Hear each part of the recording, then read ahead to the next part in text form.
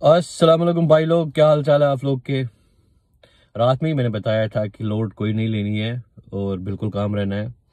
जिस तरह से हमें प्रिडिक्टेड था उस तरह से न्यूजीलैंड की टीम ने उनको भरपूर आउट क्लास किया। पहले जब उनके 2-3 विकेट क्विकली गिरे तो जितने लोगों को भी ये शक था कि शायद ये रिकवरी ना कर पाए, जो दिखता था कि संभावना तौर पे वो शायद 240-250 के आसपास जाए। लेकिन एक बात याद रखनी पड़ेगी कि टॉम लेथम जो उनकी टीम में है ना, जो बहुत अंडररेटेड है। वो हमेशा से, मुझे याद है कि इंडिया के खिलाफ उसने एक सेंचुरी ऐसी की थी जहां पे उसने सिंगल हैंडेडली मैच जिताया था। और वो इस तरह से कसाई की मतलब वो उस किस्म का कसाई है कि आपको काटते भी आपको पता भी नहीं चलता है कि किस तरह से वो रन रेट बढ़ाते जाता है। और जो उनका वो नया प्लेयर आया था रविंद्रा की रिप्लेसमेंट विलियंग, तो क्योंकि वो बगेज लेके नहीं आते हैं, उनको कोई स्टारडम की फिक्र नहीं होती है, वो खुल के खेलते हैं। और उसने क्या इनिंग्स खेली है। और पाकिस्तान के चारों खाने उन्होंने जीत कर दिए। पाकिस्तान बिल्कुल गेम अवेयरनेस के बगैर ग्राउंड में उतरा था। इतनी मतलब 2 मैच हारने के बाद तीसरा मैच भी उस जिस तरह से उन्होंने हारा, कोई सीख नहीं थी उनके पास। जो रिजवान कहता रहता है लर्न लर्न, लेकिन लर्न उन्होंने कुछ किया नहीं था।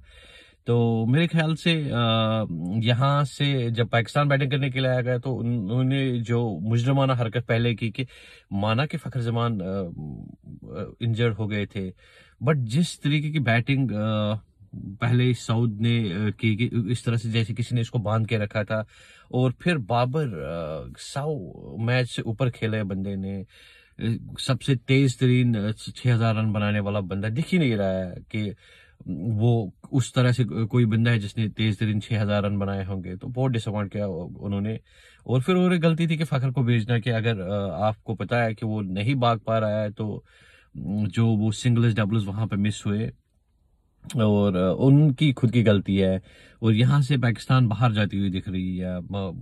जब तक कोई मिरेकल ना हो जाए तो वो बाहर जाते हुए दिख रहे हैं। और उनको कोई गेम अवेयरनेस है नहीं। जब मारना था तो उन्होंने तो मारा नहीं, जब रोकना था क्योंकि लास्ट पे उनको जब पता था कि गेम हमारे हाथ से निकल गया, हम इतने रन चेज नहीं कर पाएंगे, तो उनको 50 ओवर खेलने चाहिए थे। क्योंकि आगे जाके शायद टूर्नामेंट में अगर किसी जगह रन रेट काम में आनी थी तो शायद तब काम आ जाती।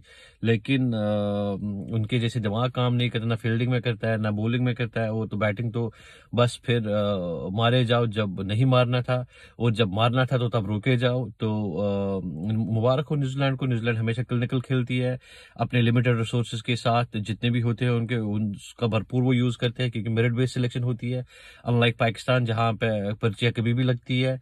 आल्दो खुशदिल ने बहुत अच्छा खेला आज, लेकिन फिर भी जो उसकी सिलेक्शन प्रोसेस थी वो सही नहीं थी। क्योंकि पाकिस्तान ने जिस तरह से एक रेगुलर और एक स्पिनर ना डाल के गलती की है, ओपनर ना डाल के गलती की है, तो यहाँ से पाकिस्तान का सफर मुझे लगता है कि लगभग एंड हुआ पड़ा है। और जैसे शिविर खनबली कहते हैं वो बेखबर टीम है। तो अब बाकी टीमों की तरफ देखते हैं कि वो लोग क्या करते हैं।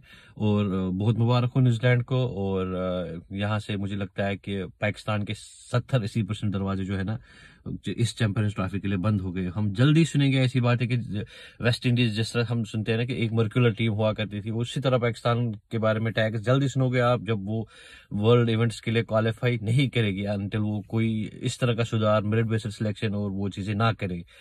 तो यही था आज का लेखा जोखा जो आप लोगों ने देखा। बाकी आप लोग किस चीज पे बात करना चाहते हैं कमेंट में जरूर बता दीजिएगा।